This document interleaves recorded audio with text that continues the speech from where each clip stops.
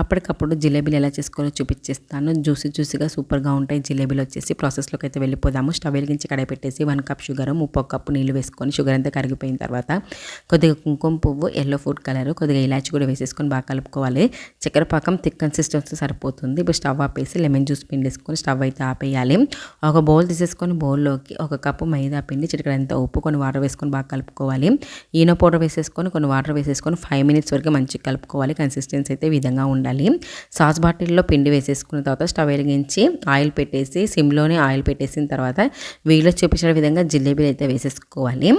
ఈ విధంగా 2 వైపులు జిలేబీ ఫ్రై చేసుకున్న తర్వాత వేడివేడిగా ఉన్నప్పుడే తీసేసి చక్కెర పాకంలో వేసేసి 2 వైపులా షుగర్ సిరప్ బాగా అంటించేసిన తర్వాత ఒక సర్వింగ్ ప్లేట్లోకి అయితే తీసేసుకోవాలి. మిగతా జిలేబీలు కూడా ఇలాగే చేసేసుకొని ఒక సర్వింగ్ ప్లేట్లోకి తీసుకొని సర్వ్ చేసుకోవడమే.